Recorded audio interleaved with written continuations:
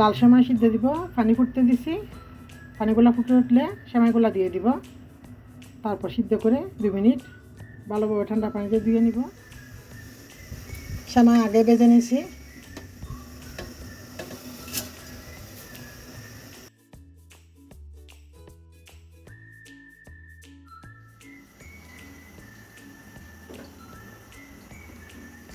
এটা হচ্ছে লিকুইড গরুর দুধ, এখানে 1.5 কেজির থেকে বেশি আছে। আসসালামু আলাইকুম। গরুর দুধ দিয়ে লাল সেমাই রান্না করে নিচ্ছি। আশা করি ভিডিওটি সবার ভালো লাগবে।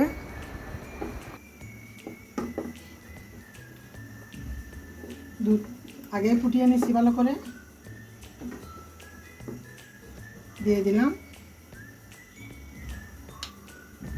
সিদ্ধ করে ধুয়ে রাখা সেমাই।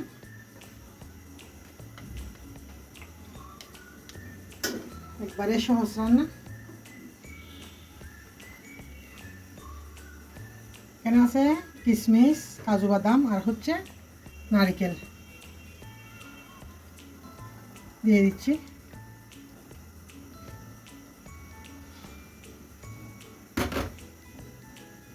যার যার পছন্দ মতো বাড়িয়ে কমিয়ে দিতে পারেন।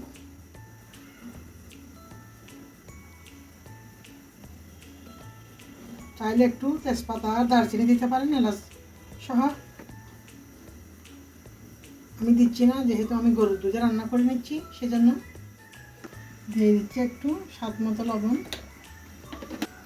দিয়ে দিচ্ছি 1 বাটি চিনি। চিনিও যার যার স্বাদ মতো।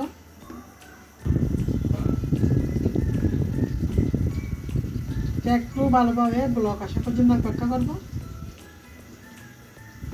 যেহেতু ঠান্ডা পানিতে ধুয়ে নেওয়ার সময় মিষ্টি জিনিসে একটু মিষ্টি বেশি হলে ভালো লাগে। দিয়ে দিচ্ছি আরও 2 টেবিল চামচ চিনি।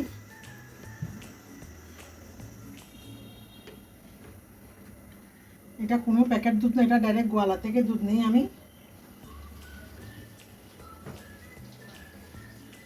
দিয়ে দিচ্ছি ফ্লেভারের জন্য ঘি। গরুর দুধ দিয়ে রান্না করলে ঘি না দিলেও চলে, তারপরেও যেহেতু করে ঘি আছে একটু দিয়ে দিলাম।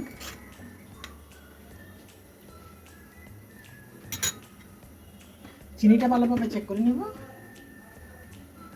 এই তো খুব সহজে রান্না করে নিলাম দুধ সেমাই।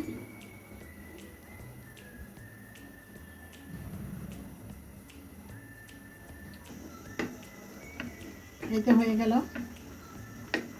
গরুর দুধ দিয়ে লাল সেমাই রান্না। এভাবে রান্না করে খেয়ে দেখতে পারেন, ভালো লাগবে।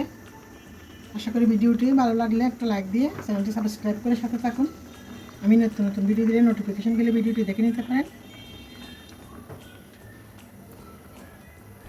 এতক্ষণ পর্যন্ত ভিডিওটি না টেনে দেখার জন্য সবাইকে অসংখ্য ধন্যবাদ। আল্লাহ হাফেজ। আসসালামু আলাইকুম।